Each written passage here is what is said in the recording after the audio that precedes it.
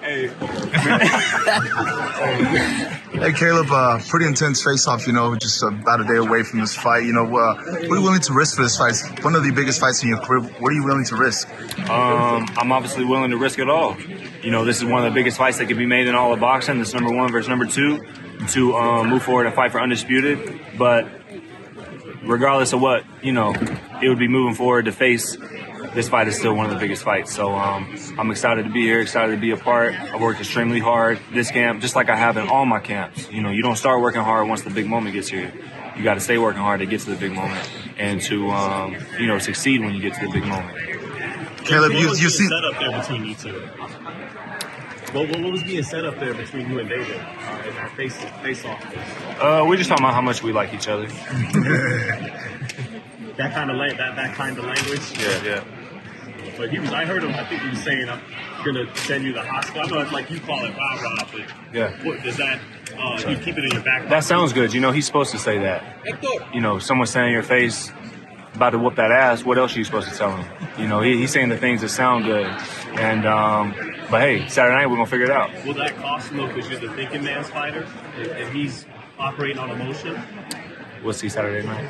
Hey, Blake, do you think that he's going to tire out after about the 6th or 7th round? That's a question for him, I think. I don't know. I can't. I mean, if you watch his fight.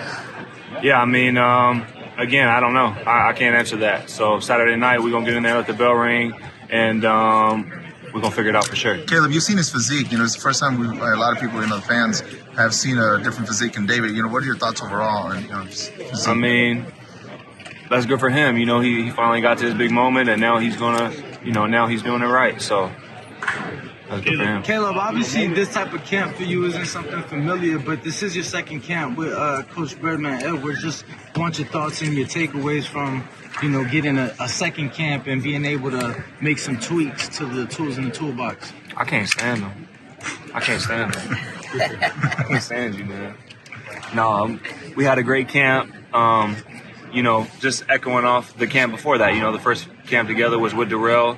You guys seen a new and improved Caleb Plant. He echoes a lot of things that my dad's been telling me for a long time and want me to do. And, Birdman is basically like, a taller, darker, more handsome version of my dad. So, we've been working real hard in the gym. We took a little time off after the fight and we got right back to work. So, you're going to see a better and more improved Caleb Plant. Just stacking camps back to back. It's been a while since I've been able to have camps back to back. It was the Canelo fight 11 months before that. It was the Truax fight 11 months before that. It was the Vincent fight. So, to get a camp back to back, that's when you're really going to see the best come out of somebody. Caleb, do you see this being, the most action-packed, like a war that you have to win, or do you slow the pace down? You don't let it be that kind of fight? Well, with Jose Uzcategui, I got off to a real fast start. In other fights, I get off to a real fast start. And, then there's times that I've slowed it down. So I'll know when the bell rings and I get in front of him, whatever way he wants to go, I'm going to be prepared. I'm going to be ready. Caleb, between Senior and David, by winning the fight, which one's more satisfying? Seeing, the humbling David or his father? I think you put both of them together and, that'll be the sweetest of it all. Caleb, talk about the beginning of your speech up there that you were reading off the slide. Oh, it's my big moment, my big speech. I want to make sure I didn't leave anything out. And so that's all. Can we see it? It was kind of a fight. Like after the 9th round, he had one of his best rounds. Then you looked into the camera in between rounds to let everyone know, I'm still here, I'm going to win this fight. Yeah. Are those moments of adversity you've had in the ring that he hasn't had so much of? Is that going to be a big difference in this fight, having to go through that? Yeah, even in the Jose Uzcategui fight, the 4th round, I caught a headbutt and, caused a bad cut. They always like to spin it, like it would come from a punch or something like that. But, those type of things happen in boxing. But, you got to be resilient. You got to bite down. And, if you want it bad enough, you got to go get it. And, I've dealt with those type of moments in some of my fights, but against high-level fighters. And, that experience I get to carry with me into this fight. Caleb, are you going to put the animosity that you feel, are you going to put that aside when the bell rings? I mean, because it could be a danger if you allow that to fester inside of you. Just take care of business.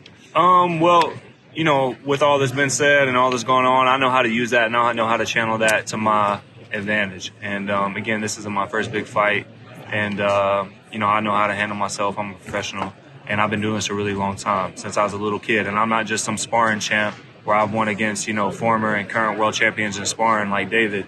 You know, I'm a Golden Glove national champion. I'm an Olympic trialist. I'm an Olympic alternate.